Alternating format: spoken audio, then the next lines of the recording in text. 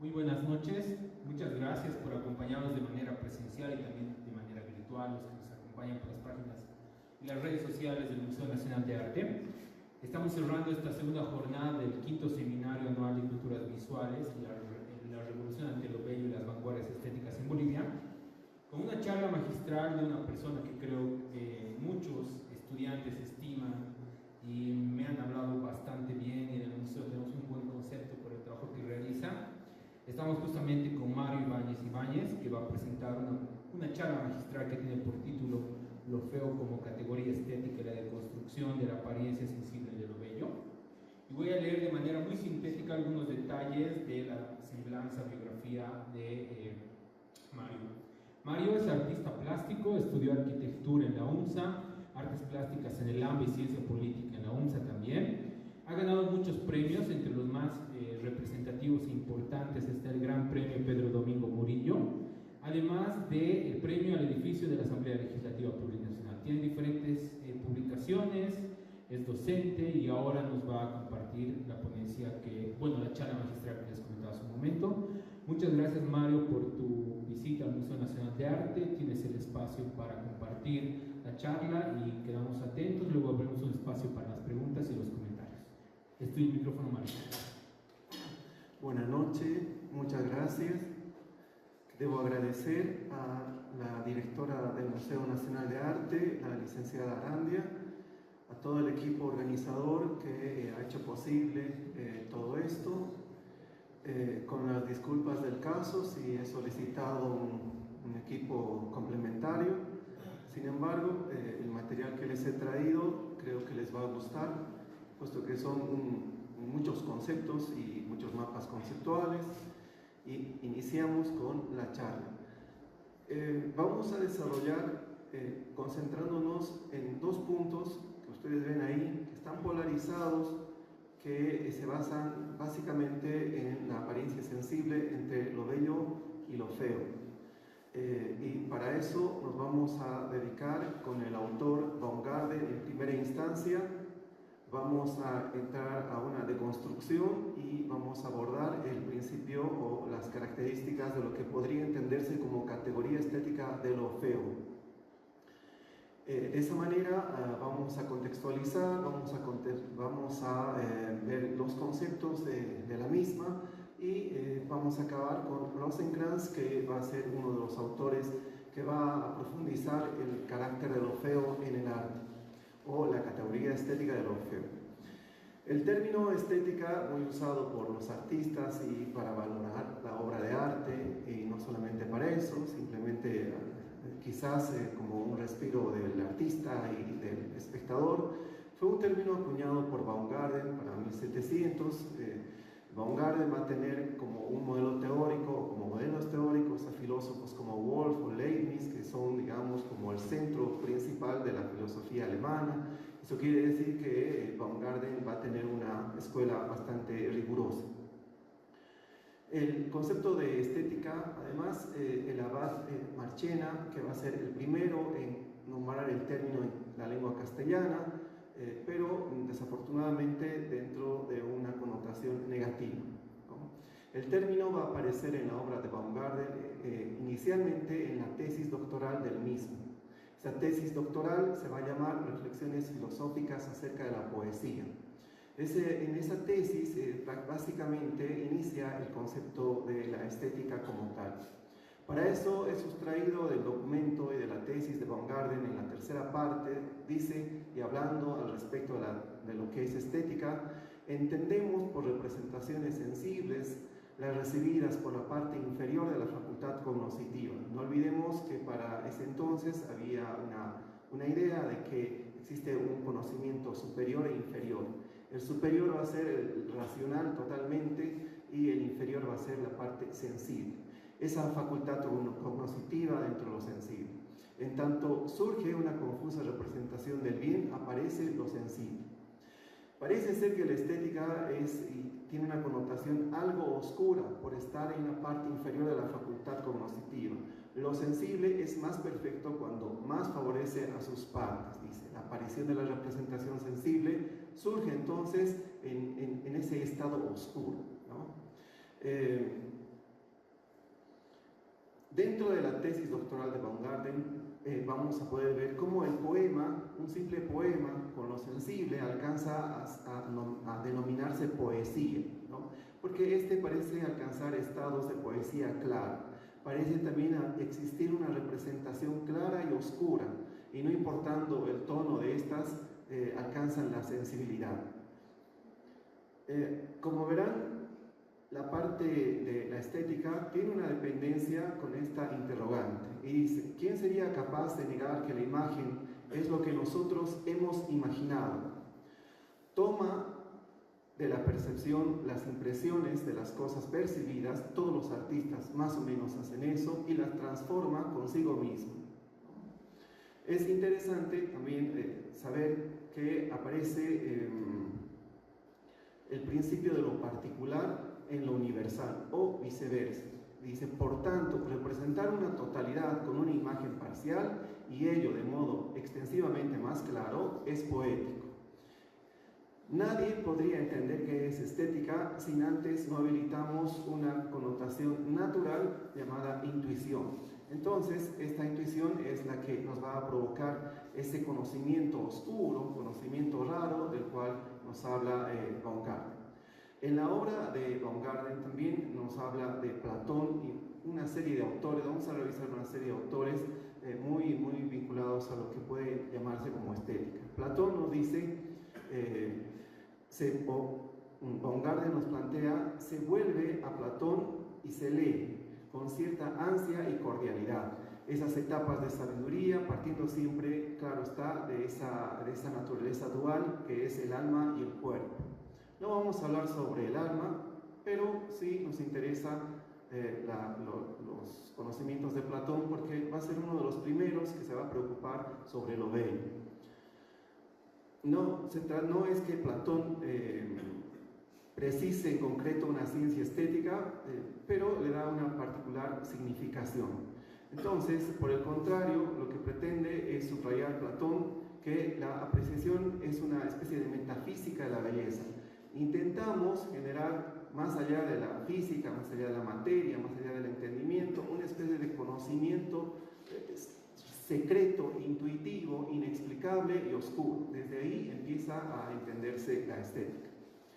Entonces, la estética no va a alcanzar y adquirir una independencia formal, pero en cambio va a servir como un impulso metafísico para el hombre y, de algún modo, esa idea cosmológica que el hombre tiene respecto al arte. Al mismo tiempo, nótese cómo esto podría perfilar a un artista, esa viva inquietud espiritual, ese entusiasmo por la belleza, vendrá a ser un alimento principal del alma. Parece ser que el arte, la estética y la belleza tienen ese fin, ¿no? Respecto al alma. El lenguaje estético es poder ver las ideas de las cosas, ver lo general en lo particular. Los artistas ven básicamente lo más profundo en las formas, la espiritualidad y lo simbólico. Más o menos bien se va a apuntar más adelante eso como idealismo alemán, ¿no? Un autor que nos va a asistir a cada momento va a ser Plotino, ¿no? Y dice, y parece haber extraído mucho Baumgarten de Plotino: lo bello, se nos dirá, es una forma que manda sobre la materia, ¿no? Y lo incorpóreo, el alma de los cuerpos perecederos. Entonces el cuerpo se hace hermoso por la forma del alma y el alma por la forma de la inteligencia.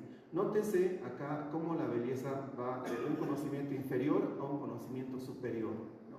Es asistido por una connotación sensible y aspirando a la racionalidad. Otro autor, como Horacio, nos dice: manifiéstase felizmente para el logro de la obra poética y serán además condiciones de talento y esfuerzo. Esto va a ser muy bien captado por los artistas, porque parece ser que el talento y el esfuerzo es lo que más les provoca para alcanzar sus obras, ¿no? Y posiblemente depende de estas la capacidad de las obras. Una segunda obra de Baumgarten va a ser la obra estética, que es percepción, que es sensación, que es un concepto además contrario a lo que podría entenderse como anestesia.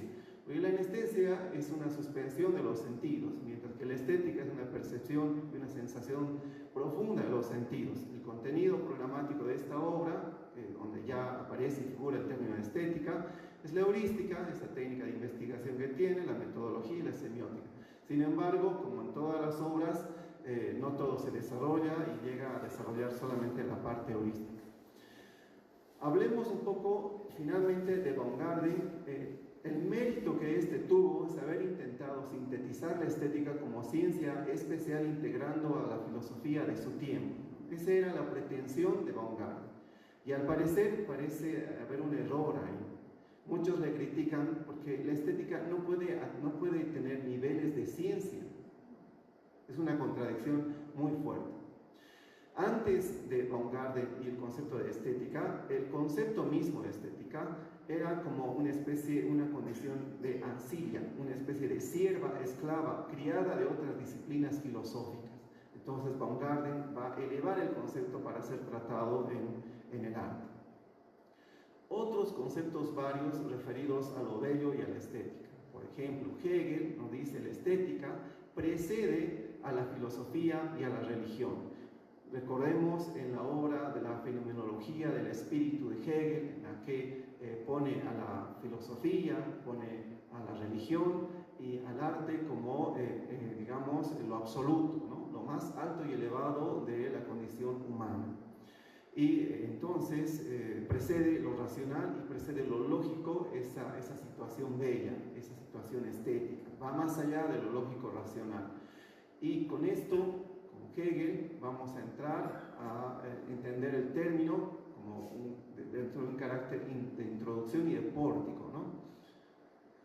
Los clásicos se referían a conceptos de belleza, cosas muy sensibles, cosas inteligibles. Nuevamente Platón nos dice, la belleza es la búsqueda que exige constante superación de la realidad percibida por los sentidos. Entonces se hablaba de esa belleza de los cuerpos, una belleza sensible, de esa belleza interna, de esa belleza espiritual y de la belleza arquetípica. Sin embargo, la belleza absoluta está por encima de cualquier manifestación. Y Platón nos va a hablar de una belleza ideal, ¿no? Que es la más importante y la más concreta. Un autor que no podemos dejar de hablar del mismo, Leibniz, que va a ser en realidad el núcleo central del pensamiento, digamos, europeo, muy estudiado por los grandes filósofos, hablaba respecto a la belleza y a la estética refiriéndose a un no sé qué, ¿no? Ese no sé qué que se amplía a una forma confusa a la pintura y a la poesía, como cuando ustedes se enamoran, hay un no sé qué en esa persona que los seduce completamente y caen enamorados, ¿no? Ese no sé qué parece ser un conocer de una manera clara pero confusa, ¿no? Es un reconocer una cosa entre muchas otras, sin poder decir en qué consiste estas diferencias y estas propiedades que la constituyen. Cuando uno aprecia esa belleza, existe algo que nos agrada o nos desagrada. Ese no sé qué tiene un sentido intelectualista. Nótese en el arte cómo la connotación intelectual empieza a brotar dentro de las artes, ¿no? Otro autor, como Wolff, nos dice el conocimiento sensible está en la parte inferior, como ya lo hemos dicho, los sentidos, esas ideas innatas, esas percepciones confusas. El conocimiento intelectual es un conocimiento superior, es mucho más claro, es mucho más lógico, es mucho más racional. Entonces, lo sensible, podemos decir que nos da cierta claridad entre lo sensible estético y lo sensible intelectual, o el campo intelectual lógico, ¿no? Está muy claro que estamos en espacios bastante complejos respecto a lo que entendemos por obra de arte, cómo apreciamos la obra de arte, cuándo habilitamos lo que es bello o lo que no lo es, ¿no? Dentro de algunos autores se van a anticipar a la psicología. Estos autores son muy buenos. Nótese que estos intentan sustituir el intuicionismo metafísico en el de la estética por el intuicionismo psicológico, ¿no? Ningún objeto podría ser considerado bello si éste no está dotado de un sentido interno de belleza capaz de percibir. Entonces parece ser que la psicología interviene, parece ser que algo interno nuestro interviene en ese sentido interno de la percepción de belleza. Para Burke, ¿no?, nos dice la dimensión psicofisiológica de los cuerpos. Es muy interesante. Para Burke nos plantea que las formas tienen esa cualidad de verse bellas, ¿no? De que los cuerpos que atacan mecánicamente sobre el espíritu humano a través de los sentidos, ¿no? Entonces parece ser que los cuerpos, las formas, tienen las excelencias aparienciales, estos objetos, que hacen que sean bellas. Entonces es más o menos indescriptible, ¿no? La estética ya no es un manto, digamos, esplendoroso, porque lo bello era más o menos así antes, ¿no? No es una sola envoltura, nos muestra en la parte estética múltiples dimensiones. Lo bello pasa a ser una palabra mágica nada más, y lo estético, que es algo mucho más complejo, con experiencias de múltiples dimensiones, aparece acá la pluralidad de experiencias. Entonces, los atributos de la materia y la contemplación de la misma tienen una dependencia con estos conceptos. ¿Y qué planteaba Baumgarten? Baumgarten va a plantear la estética como un conocimiento sensible, ¿no?, un tipo de conocimiento raro, oscuro y confuso, pero sensible, y no solo por ser sensible deja de ser conocimiento. Cuando alcanza su máxima dignidad, expresa belleza. Baumgarten es muy interesante porque ve en el conocimiento estético una especie de potencia, ¿no? Se da cuenta él que hay algo muy fecundo, muy vital, así como autónomo en ese conocimiento inferior y sensible. Hay una autonomía latente en la belleza y en la estética. Dicho conocimiento no puede ser analizado, desde luego, por la lógica. Es un conocimiento que se va a emancipar de la razón misma.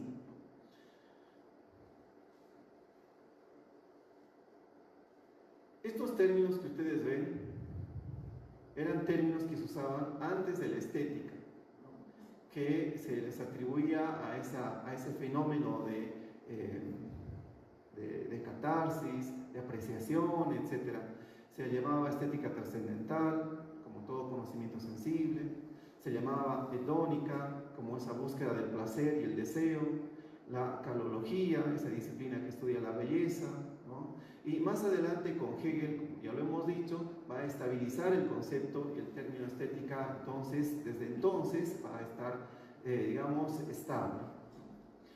Acá tengo algunos otros autores y algunas corrientes filosóficas que nos van a seguir dando algunas ideas sobre lo que es bello, ¿no?, lo que puede ser estético, etcétera, etcétera. Los estoicos, por ejemplo, planteaban que lo bello, vinculado mucho a lo ético, esencialmente es una armonía con la naturaleza universal. Nótese cómo las culturas y los pueblos y las sociedades toman esto de la armonía con la naturaleza, que ya los estoicos tenían eso vinculado con la apreciación.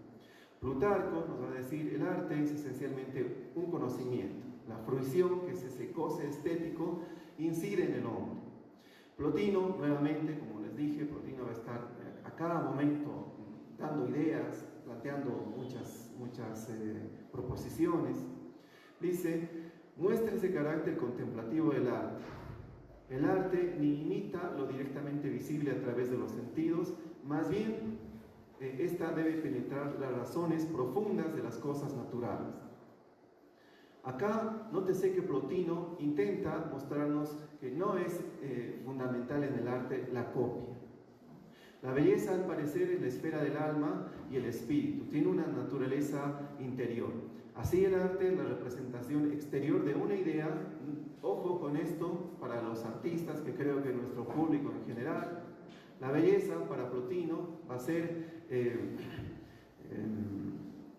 esa representación exterior de una idea, pero de una idea interior espiritual. El artista forma sus ideas. Más adelante el autor San Agustín nos va a plantear la belleza como una ordenación de percepciones. Cuanto menos corporal sea la belleza, más digna de admiración va a ser. En el medioevo parece haber esa idea donde lo bello es más profundo, espiritual, que las formas mismas, ¿no? Otro autor como Grosset nos va a dar el carácter matemático y su enfoque de belleza y esa dependencia de las proporciones. Al parecer, lo bello depende de un sistema de proporciones. Nótese cómo en la historia lo bello puede tener diferentes enfoques. La armonía de los cuerpos compuestos originadas estas por las 5 proporciones que salen de los 4 primeros números. Parece una tautología compleja, hasta mística, pero todo esto tiene toda una teoría y tiene muchos autores y tiene muchos escritos. Quizás está ahí el 618, quizás está el Tratado de la Divina Proporción, quizás está Luca Pacioli con los elementos, etcétera, etcétera.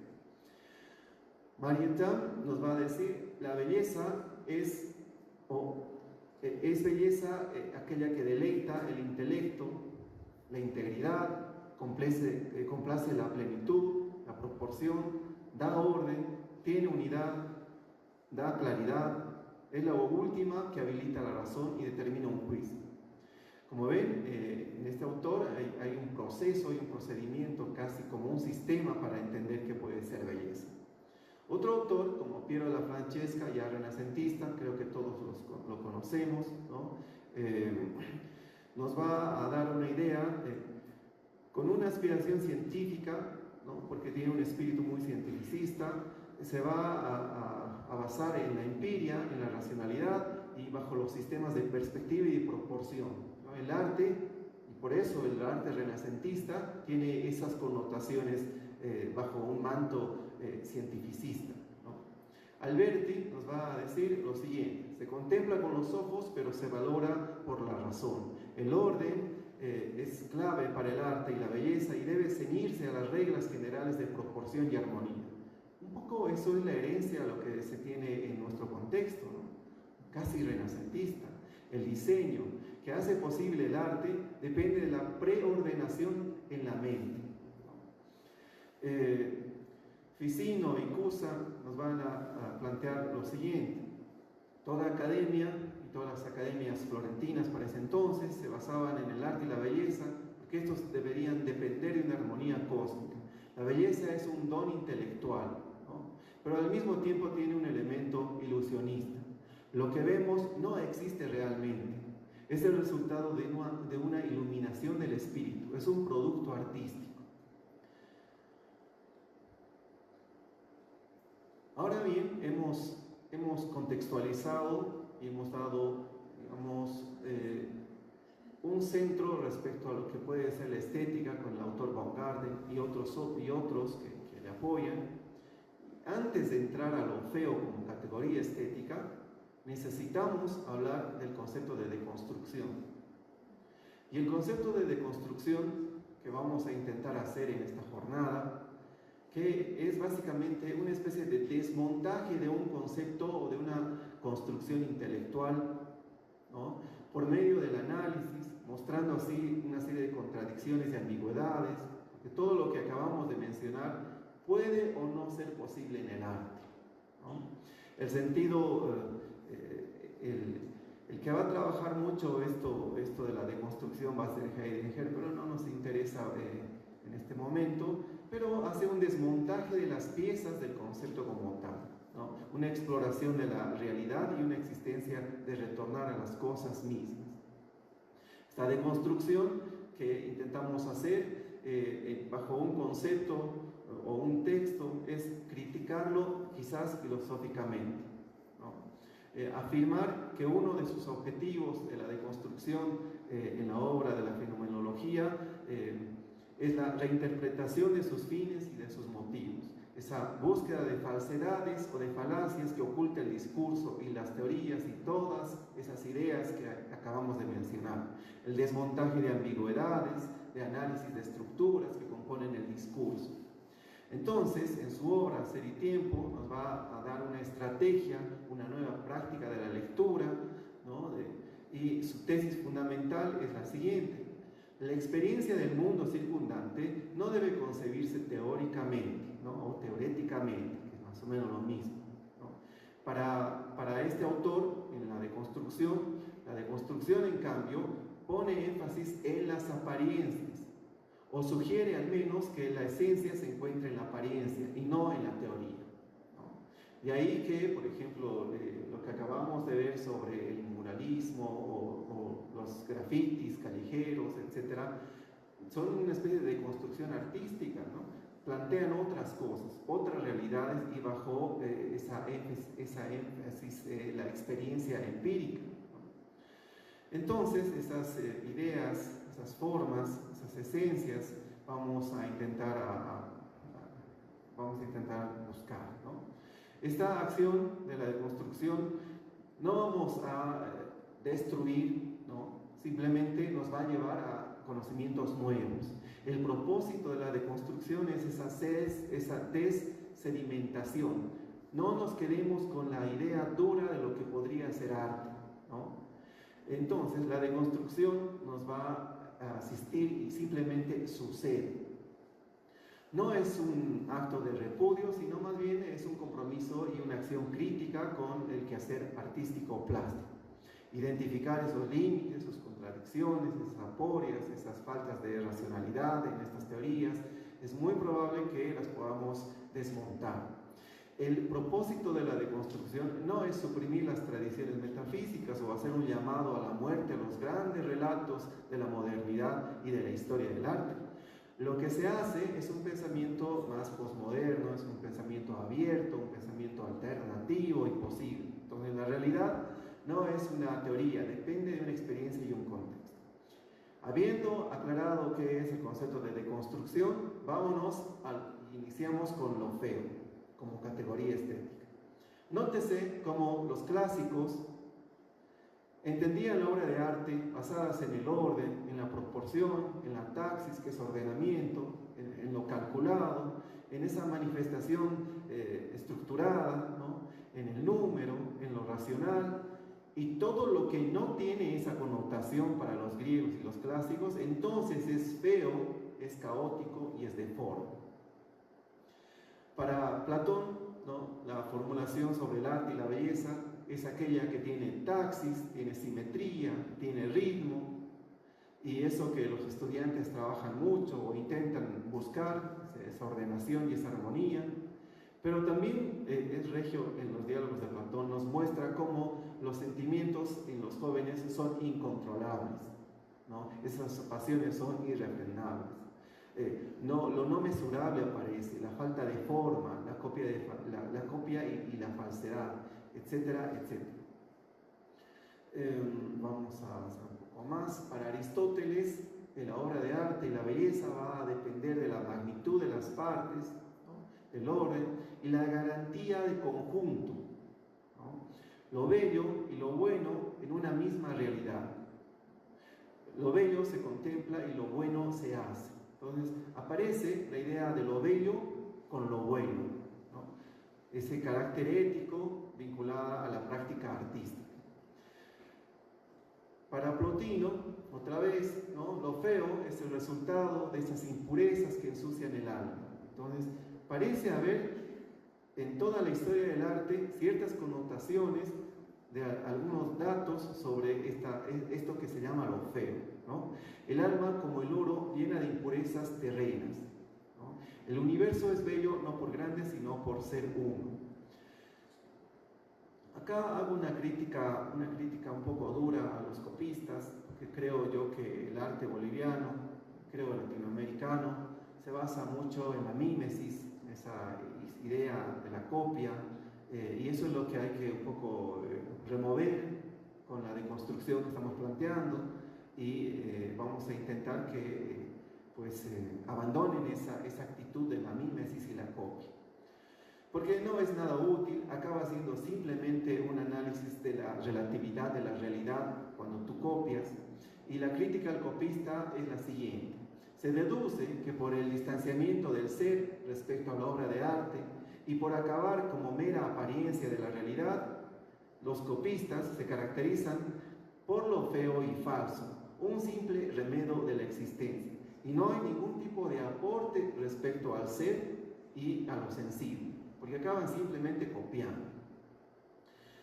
Otro dato deconstructivista es esta noción de que el arte persigue una belleza pura y sin mezclas, y eso es totalmente falso.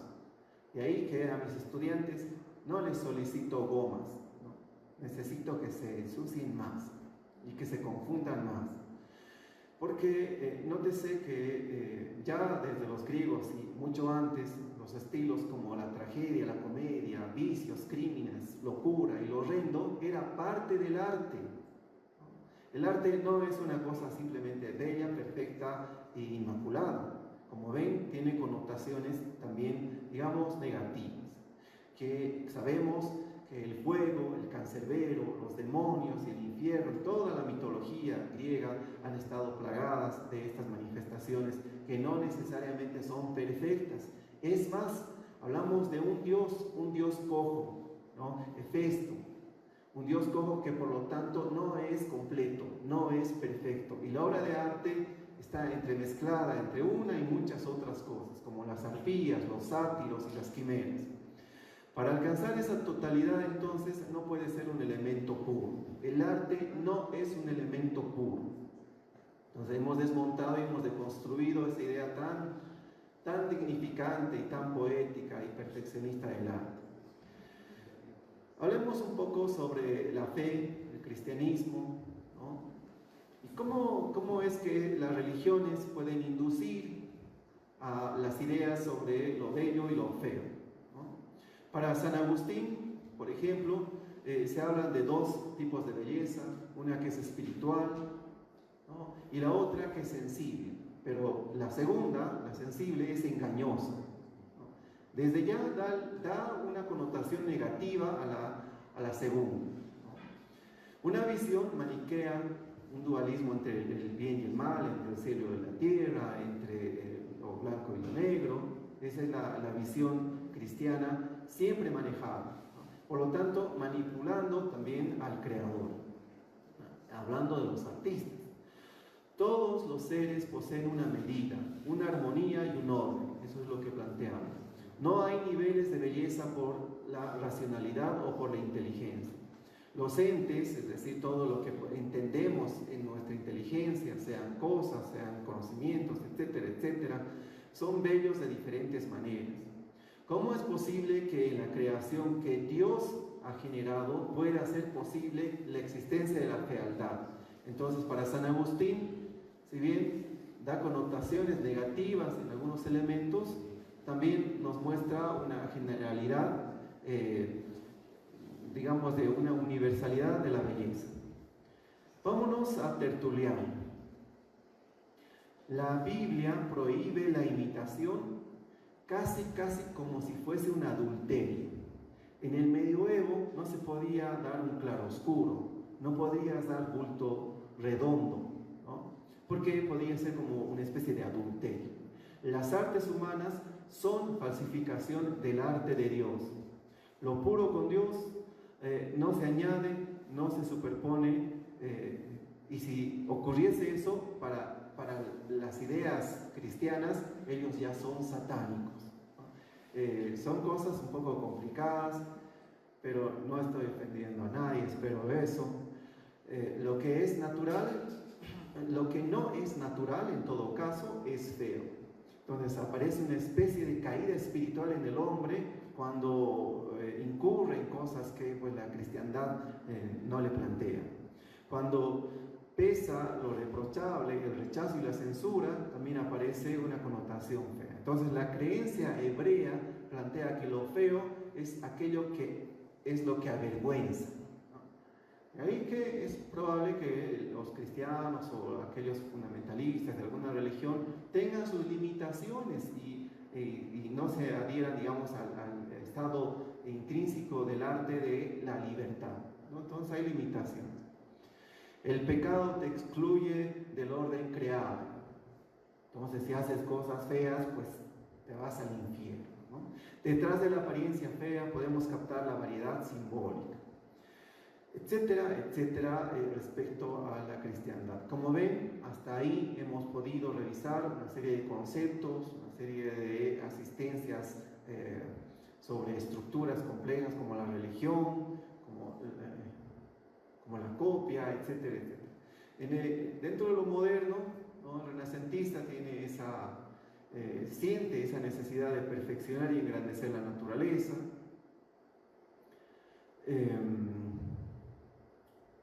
Aparece también la idea de lo feo como una categoría estética.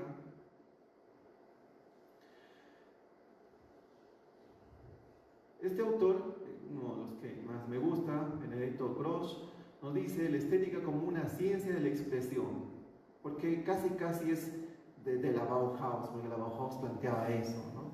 Un lenguaje universal, un lenguaje general. Parece ser que el arte es el lenguaje universal, y no necesitas idiomas para entender, ¿no? Porque tú puedes captar todas las tensiones y las fuerzas de dichas obras, no importando tu religión, tu raza, etcétera, etcétera. Entonces, lo feo como expresión contraria a lo genuino. Nótese cómo esa valoración de lo bello y lo feo respecto a la expresión, ¿no? No hay unidad de componentes en lo feo. Lo bello es pura pasión artística.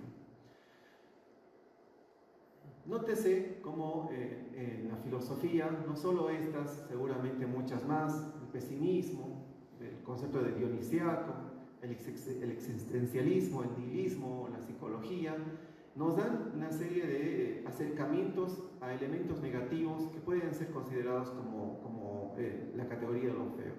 En las vanguardias hay una relación y acción entre las mismas, como la pintura negra, el cubismo, el neobarroco, el barroco mismo, aunque no es una vanguardia, ¿no?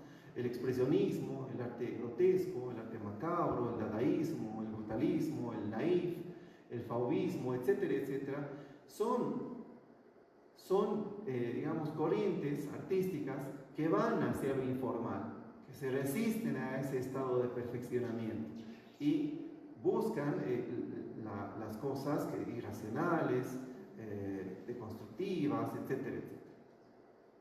Habiendo analizado entonces el contexto sobre lo feo, vámonos ahora específicamente a lo feo, ¿no? Como categoría estética.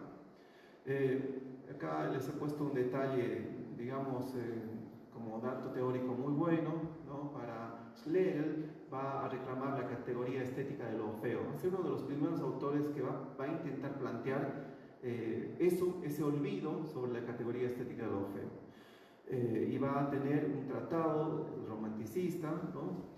Otro autor como Víctor Hugo nos va a mostrar, un poeta y dramaturgo muy famoso, ¿no?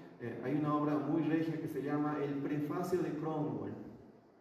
En esa obra se une, nótese, lo bello con lo feo, la unión de lo grotesco a lo sublime, el alma con el cuerpo, la tragedia con la comedia. Entonces son como hitos en la historia que nosotros intentamos mostrar. Otro dato, un concepto muy recurrente y asistido en la estética de lo feo es el disvalor. El concepto de disvalor tiene mucho que ver como esa polaridad conceptual y réplica negativa frente al otro, ¿no? Lo bello, entonces, contestamos con lo feo, la bondad con la maldad, la verdad con el error, lo profano con lo santo, lo positivo con lo negativo. De esta manera, el disvalor es constante en la obra de arte, ¿no? En el arte, lo bello es una unidad de componentes, pero cuando aparece la categoría estética de lo feo, aparece la multiplicidad compositiva, porque lo bello en el arte se funde en un todo, ¿no? En las partes. La teoría de las proporciones es eso, la relación de las partes con el todo, pero cuando entramos a la categoría de lo feo, podemos ver las partes, ¿no? Y eso es lo regio. Algunos ejemplos muy interesantes sobre la naturaleza de lo feo, lo social y lo feo, la salud y lo feo. Por ejemplo, nosotros pongamos en nuestras mentes un ornitorrinco. Para algunos autores, para ese entonces, el ornitorrinco era de esas especies catalogadas como feas, porque es una especie animal indefinida, es una especie en transición, es una especie, digamos, equivocada. Hoy no sabemos si es un pato, si es una comadreja, si es un... ¿Qué es? ¿No? ¿Qué es? Y así hay algunas especies que pueden ser entendidas como, digamos, dentro de la naturaleza como feo. Lo social feo es la fealdad moral, cuando hay una inasistencia de la libertad, una anulación de lo libre, o en la salud, esos elementos individuales y particulares de la fealdad de las personas, esa dualidad de las fisonomías, porque hay fealdad ya sea en la fisonomía interna o externa, ¿no? Algunas pueden verse muy bien, pero tienen una fisonomía interna totalmente detestable. Un elemento dentro de la categoría de lo feo es lo risible, ¿no? Y lo risible, que es lo gracioso, lo cómico y lo jocoso, lo hilarante, entran en el arte. Y ahí está la caricatura, está el arte sátiro, y hay una serie de elementos en el arte que pues, aparecen de forma risible, y lo risible es parte de lo feo. Otro elemento dentro de la estética de lo feo es lo orgiástico, ¿no? Y lo orgiástico es eso desenfrenado y eso incontrolado, ¿no? Básicamente es un boceto. El término medio es la risa, es el elemento que une lo feo con lo bello. Lo feo, si bien suscita belleza negativa, una belleza en grados inferiores, y ese término medio es la risa, porque lo bello en sí mismo es bello, pero lo feo depende de lo bello para ser feo. Y la risa que está en medio hace como una especie de negación sensible, como una negación dialéctica, y una conciliación infinita. De ahí que en el infierno y en el demonio, esa risa, el sarcasmo, tenga y sea parte de lo feo. Eso lo vamos a ver con Rosencrantz más adelante. Estamos ahora conceptualizando lo feo como categoría estética, ¿no? La aparición de lo feo entonces en las obras de arte son aquellas obras que tienen, digamos, una estructura y un lenguaje fragmentario frente a lo que podría ser un todo, un elemento discontinuo frente a la unidad convencional renacentista, o elementos disonantes frente a esa idea romanticista de lo armónico, y lo oscuro frente a esa cristiandad de lo bueno y la bondad, ¿no?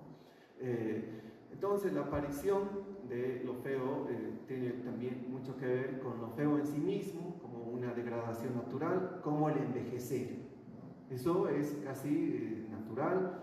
O lo feo en su forma, cuando hay artistas que sin tener técnica o sin tener manejo del instrumento aparecen interpretando obras maestras de una forma ridícula, ¿no?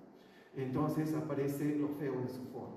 O lo feo artístico, que es aquello que se va a elevar y va a generar, el artista eleva lo feo a lo sublime artístico, ¿no? Este esquema es uno de los más potentes que hay y está respaldado por Nietzsche, pero con una antigua religión, antes de todas las religiones, ¿no? Y se llaman las polaridades estéticas. Para algunos autores antes de Nietzsche, como Quintiliano, se va a llamar el estilo ático versus el estilo asiático. Para Wolfing le va a llamar el estilo lineal contra el estilo pictórico. Para Ors le va a llamar el estilo clásico frente al barroco. Pero para Nietzsche simplemente va a darle el sentido y el concepto de apolíneo y dionisiaco, que son los dos elementos que están, digamos, dentro de lo feo y lo bello, ¿no? Y acá he enumerado algunos conceptos. ¿Quiénes serían apolíneos? Quizás los griegos, los renacentistas, neoclasicistas, el postimpresionismo, el cubismo, y los dionisiacos, ¿no? El helenismo, el barroco, todos los sismos, etc. Pero estos términos vienen del dios Apolo y el dios Dionisio. Dios Apolo, dios de la mesura, el dios racional, el dios metódico, el dios perfecto, ¿no? Y Dionisiaco, dios de la arbitrariedad, del vino, de la locura, de la parte onírica, que lo vamos a revisar con los siguientes conceptos. Pero antes debemos hablar de estas polaridades estéticas. Los componentes objetivo-subjetivo, ¿no? Constituyen esta polaridad. Existe una relación de sus elementos constitutivos. Los mismos no se funden en un elemento síntesis ni en una dialéctica, sino más bien es un elemento equilibrio o predominio entre uno y otro. ¿Cómo estamos en tiempo para los organizadores? ¿Sí? Estas son las polaridades. Y nótese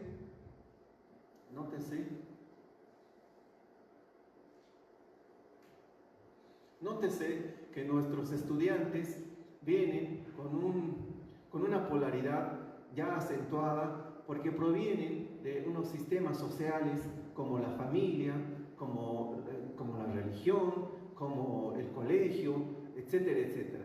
Y pues les han enseñado a ser totalmente apolíneos.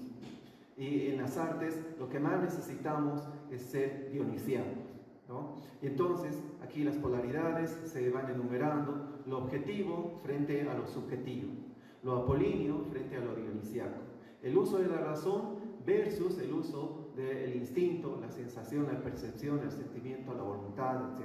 Lo racional frente a lo irracional, el orden y el número frente al desorden y el caos, la ley frente a la ausencia de ley o anomia, lo lógico, que les enseñan mucho, ¿no?, frente a lo contradictorio, el uso de la conciencia frente a lo inconsciente, lo subconsciente y lo onírico, esa finitud, ese control de la finitud frente a la infinitud, la temporalidad frente a la eternidad, y así lo concreto frente a lo abstracto, lo estático a lo dinámico, el individualismo frente al panteísmo, el ser frente al llegar a ser, ¿no?, la realidad frente a la idealidad, la naturaleza frente a la espiritualidad, la forma para los copistas frente al contenido, ¿no?, la técnica para los muy hiperrealistas y que son muy decorosos con su obra frente a la creatividad, la continuidad frente a lo discontinuo y lo claro frente a lo oscuro. Nos provocan esas fuerzas tensoras. Las obras de arte están constituidas por fuerzas contrarias entre sí. Esa es una obra de arte, la organización eficaz de tensiones opuestas, esa organización de masas claras y oscuras, ese boceto tan potente y tan polarizado. Bien, hemos conceptualizado el concepto de la estética de lo feo, hemos dado un contexto. Vamos a hablar ahora de Rosenkrantz. Rosenkrantz va a ser el autor del segundo punto que hemos anunciado inicialmente. Es el de los más fundamentales para entender lo feo, ¿no? Es más, su obra le llaman muchos el infierno para el gusto, una teoría estética de Rosenkrantz, ¿no?, que por cierto va a ser discípulo de Hegel. Rosenkrantz va a ser editor de obras de Kant, biógrafo de Hegel, nació en Alemania y va a trabajar en un documento que se llama Estética de lo feo. Va a intentar determinar la naturaleza de lo feo y un estudio de lo feo desde lo más rudimentario y básico hasta lo infernal, ¿no? Inicia su interés en el romanticismo, básicamente va contra la ilustración, etc.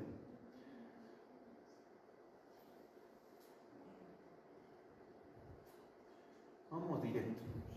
Y para Rosenkrantz nos va a decir: la definición es imposible sobre lo feo, como también sobre lo bello. Ambas, lo bello y lo feo, se ríen en la intención del hombre de establecer la definición de las mismas.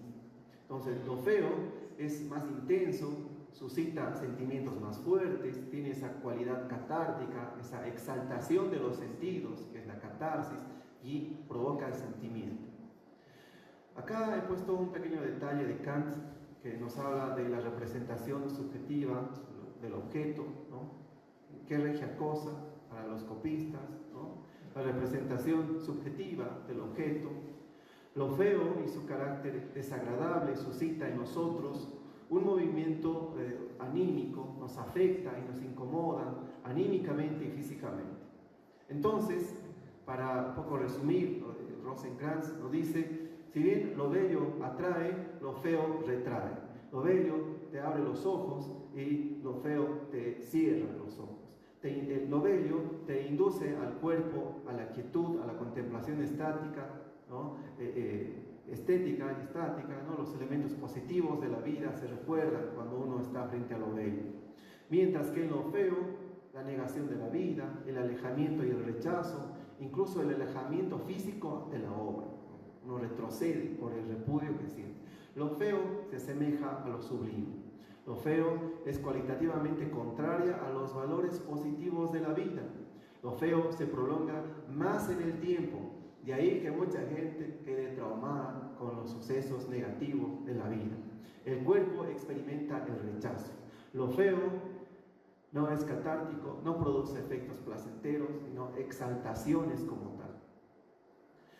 Bien, ahora agarrémonos de este otro esquema conceptual que se llama el infierno estético y lo feo y las formas.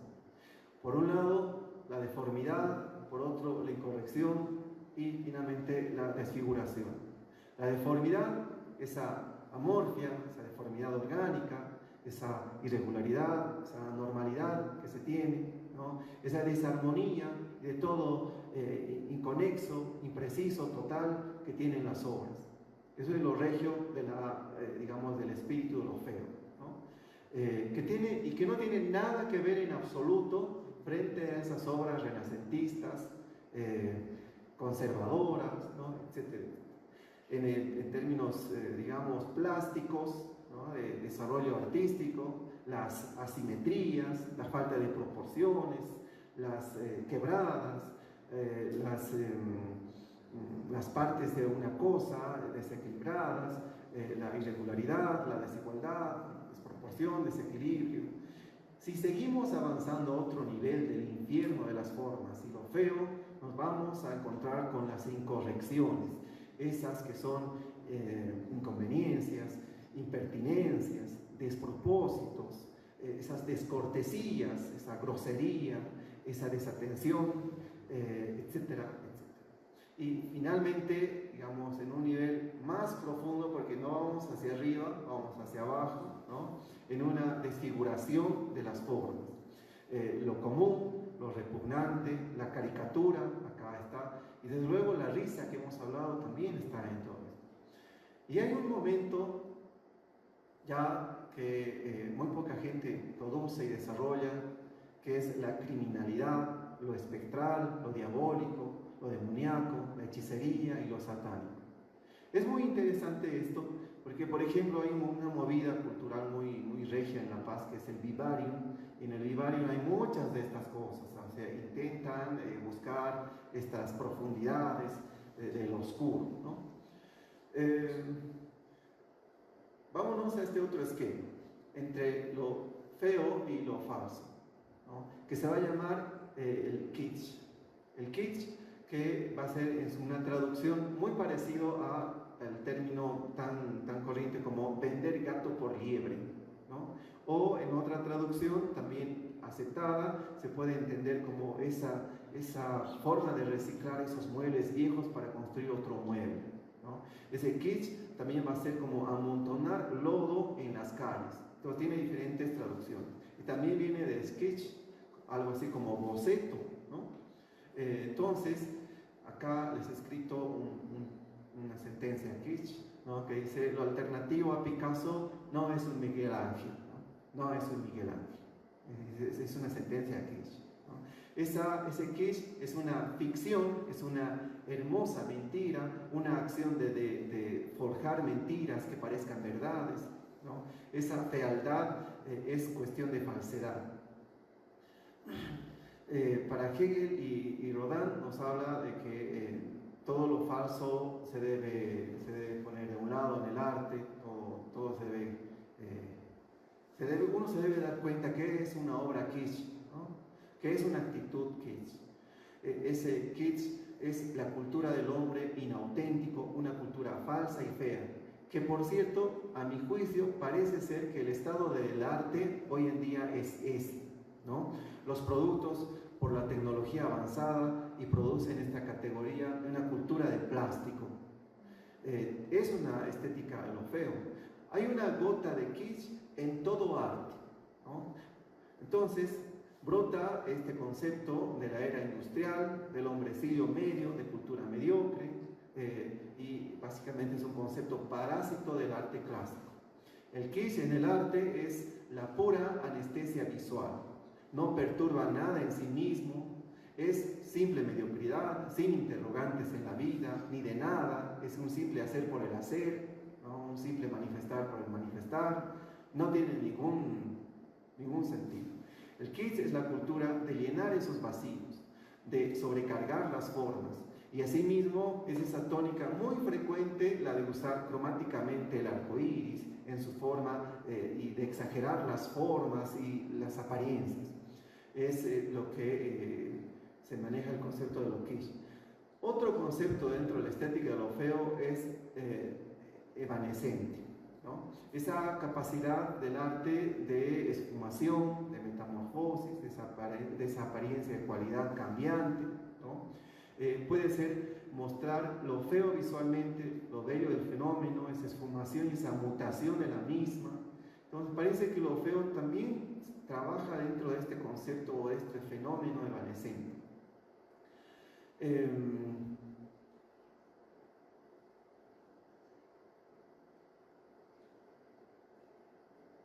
Vamos a saltar un poco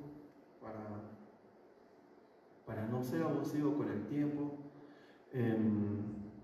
y vamos a acabar con Adorno, ya digamos dentro de un análisis mucho más con autores más contemporáneos. Dice: todas las cosas buenas fueron amargas una vez. Algo así como, como las frutas, ¿no? O como la descomposición, o como la muerte, o como la infancia. El sujeto como agente esclavizado, en una primera instancia, la naturaleza del hombre, frente a la naturaleza indómita e incontrolable, y parece ser que en un estado arcaico de la naturaleza del hombre, lo tradicional se desarrolla y considera lo feo como una práctica en el arte, ¿no? Hoy parece una cualidad nueva y la libertad subjetiva dentro de esta estética de lo feo, pero no es cierto. En realidad los pueblos y las organizaciones, los primeros asentamientos tenían ya de una forma arcaica estos sentimientos. La mímesis se refugia en el arte, ¿no? Entonces el artista debe violar esa mímesis. Es como una especie de embrujamiento en el arte, no te permite ser libre. Solo por medio de la separación se puede evocar la separación. Son como consejos que intentaba dar para la gente, para los estudiantes, que estas charlas generalmente son para nuestros estudiantes que hacen el fenómeno del arte, ¿no? El arte moderno, dice Adorno, físicamente escabroso y repulsivo, la realidad es suficientemente fea como para que el arte esté entregada a una vacía y falsa belleza. Es decir, el arte no puede estar en una condición falsa, apariencial, frente a una realidad objetivamente destrozada, ¿no? Una realidad, es un negativismo muy fuerte, ¿no? Entonces aparecen obras de arte dentro de los horrores anatómicos, físicamente repugnantes, rasgos escatológicos, con una expresión mucho más reiterada. El arte es esa magia liberada de la mentira del ser, de ser verdad, ¿no? Para llegar a la plenitud, el arte necesita de lo feo como una negación suya. No suprime lo feo como una regla de lo prohibido. El arte actualmente es probable que lucha contra su olvido, porque parece producirse arte, pero nadie sabe ya para qué o por qué. Eso anestesiado en el sentido del exceso del realismo copista que tenemos. Entonces Adorno nos plantea y nos pone dos consideraciones: el realismo social, y frente a este realismo social, un realismo formal. Las formas dependen de una condición y un contexto real. Entonces, como ven, nuestras salas y nuestros concursos son totalmente de cosas muy bellas, casi perfectas, perfectas, ¿no? Entonces el aspecto social es interesante. Nótese también que parece ser esta actitud negativa y de fealdad, parece que lo feo tiene mucho que ver con lo antifeudal y lo infraproletario, porque los seres y las grandes masas, digamos, entre comillas, oprimidas, quieren necesariamente dejar de ser oprimidas, por lo tanto solicitan revolución, ¿no? Un sujeto lleno de amargura, de resentimientos, y lleva todos los estigmas humillantes en su ser, y quiere cambiar, y quiere romper, ¿no? Entonces, ojo que en el horror no hay prohibiciones, ¿no? Esa categoría formal de la resistencia. Me parece que lo feo también es dentro de una cultura de lo resistente. A mí me parece que ya es suficiente como para que podamos conversar otras cosas y entrar en un diálogo con ustedes. Yo les agradezco los que están acá presentes, nuevamente los organizadores. Muchas gracias.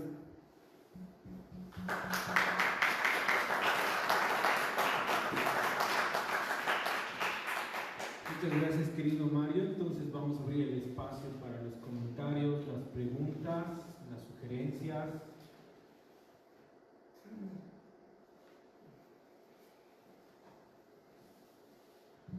Muchas gracias, Mario. Fascinante tu exposición.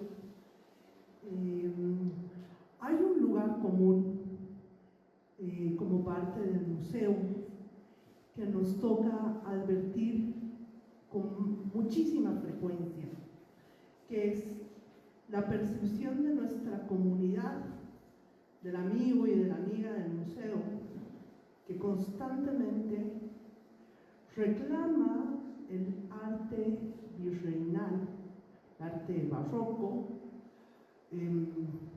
como lo bello. ¿A qué me refiero? Que cada semana, y estoy siendo literal, cada semana, ya sea en las redes o aquí mismo, nos dicen, ¿por qué no está de forma permanente esa colección, ya que es lo más bello que hay, ¿no? Entonces, más allá de lo satírico, de lo demoníaco, más allá de lo grotesco, hay una percepción metida de que, pues eso es lo bello, ¿no? Entonces, un poco me interesa tu percepción. ¿Por qué además está tan metida esta parte, particularmente esa etapa? Y además, ¿cómo poder plantearle a la gente, romper con este esquema y decirle, pucha, finalmente es que somos un museo, porque no podemos tener esta categoría casi sociológica de qué es el buen arte, entre comillas, y el mal arte, ¿no? O sea, porque un poco también exigen eso, ¿no? Me parece una categoría sociológica, y además, como alguien que trabaja en un museo, no es mi papel hacer eso, pero sí un poco me interesa tu percepción, habiendo tantas otras colecciones, habiendo nosotros promocionando, digamos, otros nombres, otros artistas de otras épocas. ¿A qué tú atribuyes esta frecuencia? O se responde también en tu misma y precisa exposición. Muchas gracias. No sé si quieres responder o alguna pregunta más. Sí, sigamos con la pregunta. Un comentario. Entonces, Mario, mientras se anima, te invitaría a que respondas, por favor. Sí, es muy buena la pregunta.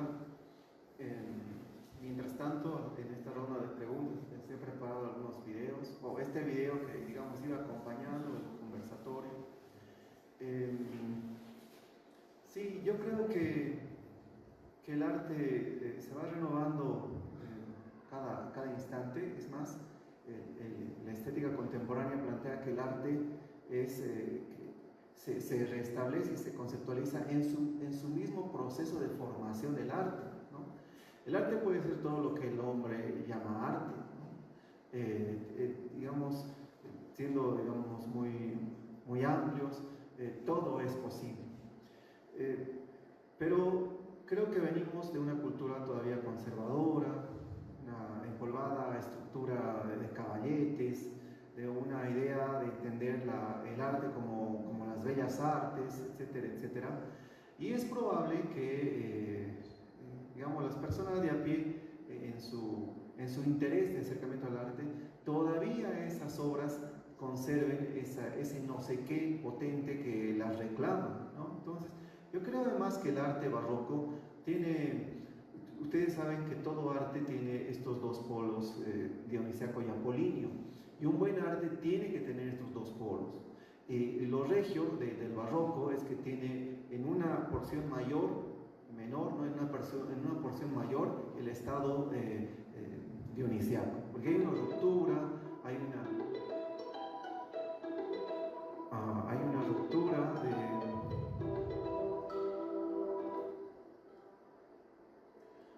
ruptura de lo que uno esperaba. Entonces empiezas a generar nuevas ideas. Y el barroco es totalmente una cosa grandiosa, ¿no? El barroco ha roto las reglas y es probable que esté buscando esa idea, ¿no? Ahora bien, todo puede ser arte. Lo que hay que hacer es lo que el museo está haciendo, y lo está haciendo bien, es promover seminarios, promover charlas, promover eventos, con una diversidad de enfoques respecto a lo que es arte. De construir el arte puede ser una cosa, pero llegar a la percepción colectiva de las personas, que es un nivel de cultura, que es un nivel mucho más profundo, ¿no? Es casi educativo, ¿no? El poder interceder a sus ideas y a su captación de lo que podría ser arte. Pero a mí me gustan todas las obras de arte, todos los estilos, son muy amplios, entonces yo reclamaría esas obras por su valor histórico sobre todo, ¿no? Porque en fin, las obras de arte ahora se las hace por todo lado, creo que en internet ya te cansas de ver cosas en imagen, y pues lo que el museo tiene ese olor y ese carácter tradicional, conservador, de retener cosas de alto valor y prestigio, y que en el tiempo te muestran y se muestran ante ti, ¿no? Creo que ese es el valor del museo. ¿Alguna otra consulta, por favor? Yo tengo un comentario en base a lo que dice la Marce, ¿no? Porque bueno, en realidad el fin de este seminario era justamente aquello, revolución ante lo bello y vanguardias estéticas en Bolivia, porque además del elemento que dice la Marce, es como que la gente, que es un grupo social muy pequeño, y hay que aclarar, que viene al museo y viene con esa pretensión de que va a encontrar no sé, un Leonardo, va a encontrar un Melchor Pérez de Holguín, va a encontrar un Arcángel Arcabucero, un maestro de cada marca, y ante la experiencia estética realmente va a encontrar el espacio de lo bello, digamos, ¿no? Lo bello como un hecho auténtico. Pero incluso, obviamente la historia del arte, incluso veía que estas formas del barroco mestizo eran bastante irregulares, no eran uniformes, no seguían ciertos códigos, entonces éramos los tercermundistas, no sé si se podría llamar, pero lo marginal de la experiencia de lo bello, digamos, ¿no? Pero la intención de este seminario justamente es pensar que hay otras formas de expresión estética que altamente se pueden ver, sobre todo, y va a haber jueves y viernes potentes exposiciones y mesas que yo te invito a que participes, donde sobre todo gente muy joven y gente venida de la ciudad del Alto va a presentar esas otras experiencias de lo estético que no se conceptualizan como obra de arte, ¿no? Podría interesarse como producto gráfico, podría interesarse como soportes de otro tipo, ¿no? Por ejemplo, la estética que se produce en un minibús, o la estética que se produce en las calles de La Ceja, donde los neones crean una experiencia que podríamos llamar también estética. Entonces, en este sentido, creo que cabalmente podría interpretarse estos elementos, y yo te preguntaría, ¿por qué hay tanta dualidad todo el tiempo, digamos, ¿no? La obra de arte tiene que tener algo de Apolinio, algo de Dionisíaco, cuando incluso el Nietzsche, en una etapa de su vida, esto era muy temprano cuando piensa el nacimiento de la tragedia justamente, ¿no? Es algo muy temprano en Nietzsche que entendía estas categorías. El Nietzsche posterior, y sobre todo los que relean a Nietzsche, por ejemplo Heidegger, tiene una categoría muy interesante que es la cuatripartición para entender una obra de arte, digamos, ¿no? Que es tan próximo a la experiencia estética de lo andino, donde se entiende los seres supremos, los terrenales, se entienden 4 elementos que no son agua, fuego y aire, digamos, ¿no? Entonces estos elementos, entonces yo te invitaría a que puedas venir a ver estas nuevas experiencias e interpretaciones estéticas, y en este sentido también que des alguna opinión respecto a lo que te comentaba. Sí, muchas gracias por la invitación nuevamente. Parece ser que en el fondo hay diferentes públicos que se acercan a un museo, ¿no? Algunos pueden ser muy jóvenes, que vienen posiblemente bajo un sistema educativo, están destinados a visitar alguna galería o algún museo, y creo que ellos es el público más sensible y más preocupados debemos estar por ellos. Hay otro público que es mucho más especialista, que son críticos, que saben de arte, que tienen, digamos, una percepción y una lectura de la belleza y la estética mucho más compleja, y dentro de estos que son ya de un público más intelectual, buscan algún tipo de identidad, si estás en Bolivia, y probablemente buscan eso que se ha establecido, que es el barroco mestizo, ¿no? Que digamos tiene un dato identitario nacional en nuestro contexto. Es probable que tengan un valor inconmensurable estas obras, y muy afamadas, y muy socializadas y difundidas. Es por eso que reclaman el barroco, y creo que es de las mejores colecciones que tiene este museo. Y el otro público que son los artistas que vienen porque se sienten bien bajo un espíritu y un manto del arte, ¿no? De la producción, y estar al día con tus amigos y la producción de tus conocidos, etc. También es regio, ¿no? Pero lo que hay que generar, creo yo, es esto que están haciendo muy bien, estas mesas, estos diálogos, esta socialización de las ideas. Todos tenemos derecho a tener divergencias, ¿no? Y esto es lo regio de la pluralidad. Yo creo que estamos ante un mundo contemporáneo, pero plural al mismo tiempo, que pueden rechazar. No podemos obligar a nadie a que le guste una tendencia, un estilo, un movimiento o un colectivo, etc. Pero sí respetar a todas las expresiones posibles de arte. Pero al parecer pesa más el tiempo, pesa más la historia, pesa más el centro y el concepto de identidad, ¿no? Entonces creo yo que el museo va por un buen camino y están trabajando muy preocupados, y los veo también bastante flexibles al aperturar estos elementos como lo feo, ¿no? O hablar del infierno, o hablar de lo desagradable, o hablar de lo escatológico, que básicamente son hablar de heces fecales, hablar de muerte, hablar de la podredumbre fisiológica, etc. O sea, son cosas que para el público sensible y primario, que son los jóvenes, les parecía repulsivo, ¿no? O para un buen cristiano le podría ser ofensivo. Como tengo estudiantes que cuando le pones un desnudo al frente, ellos cierran los ojos, ¿no? Porque son cristianos y creen que pues eso les podría dañar el espíritu o entrar en pecado, etc. Entonces esas cosas se respetan, hay que intentar vivir en el contexto que se pueda. ¿Alguna otra consulta?